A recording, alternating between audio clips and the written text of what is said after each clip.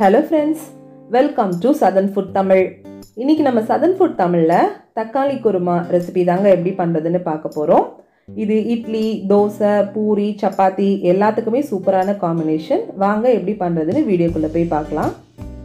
இதுக்கு ஒரு தேங்காய் பேஸ்ட் ரெடி பண்ணிக்கிறதுக்காக மிக்சர் ஜார்ல 1/4 கப் துருவன தேங்காய், கூடவே 2 பச்சை மிளகாய், 1/2 டீஸ்பூன் சோம்பு, கொஞ்சமா முந்திரி பருப்பு இது எல்லாத்தையும் சேர்த்து நல்லா இந்த மாதிரி நைஸ் பேஸ்டா அரைச்சு எடுத்துக்கலாம்.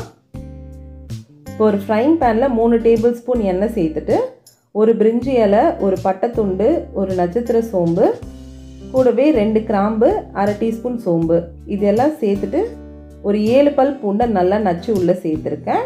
கூடவே ஒரு வெங்காயத்தை பொடியாக நறுக்கி உள்ள சேர்த்துக்கோங்க.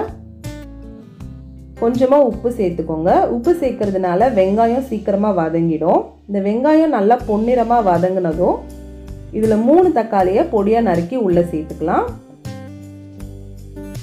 ஒரு வெங்காயத்துக்கு 3 தக்காளி சேர்த்துக்கோங்க, அதான் சரியான அளவாக இருக்கும்.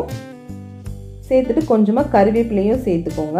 இந்த தக்காளி வெங்காயம் எல்லாமே நல்லா மசிஞ்சு வர அளவுக்கு வதக்கிட்டு இதில் 1/4 டீஸ்பூன் மஞ்சள் தூள், 2 டீஸ்பூன் மிளகாய் தூள், 1 டீஸ்பூன் தனியாத்தூள் இது எல்லாத்தையும் சேர்த்து நல்லா மிக்ஸ் பண்ணி விட்டுருங்க. இப்போ பாருங்க, இதுலேருந்து எண்ணெயெல்லாம் நல்லா பிரிஞ்சு வந்துடுச்சு. இப்போ இது கூட கொஞ்சமாக தண்ணி சேர்த்துக்கலாம். தண்ணி சேர்த்துட்டு இது ஒரு கொதி வர வரைக்கும் வெயிட் பண்ணிக்கலாம். இப்போ ஒரு கொதி வந்துடுச்சு. இதில் நம்ம அரைச்சி வச்சிருக்க தேங்காய் விழுதை உள்ளே சேர்த்துடலாம். அந்த மிக்சர் ஜாரையே கொஞ்சமாக கழுவி உங்களுக்கு எந்த அளவுக்கு இந்த குழம்பு கன்சிஸ்டன்சி வேணுமோ அந்த அளவுக்கு தண்ணி சேர்த்துட்டு நல்லா மிக்ஸ் பண்ணி விட்டுருங்க. மிக்ஸ் பண்ணிவிட்டு ஒரு கொதி வந்ததும் இதை மூடி போட்டு ஒரு 15 நிமிஷத்துக்கு லோ ஃப்ளேமில் வச்சிடலாம். இப்போ 15 மினிட்ஸ் ஆயிருக்கு. ஓப்பன் பண்ணி பார்த்துடலாம்.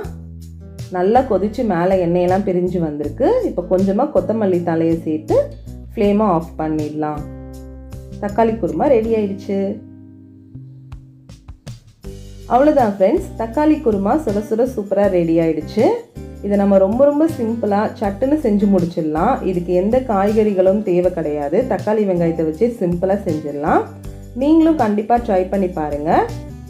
இந்த வீடியோ உங்களுக்கு பிடிச்சிருந்ததுன்னா சதர்ன் ஃபுட் தமிழுக்கு சப்ஸ்கிரைப் பண்ணிவிட்டு பக்கத்தில் இருக்க பெல் சிம்பிளையும் கிளிக் பண்ணிக்கோங்க. தேங்க்ஸ் ஃபார் வாட்சிங்.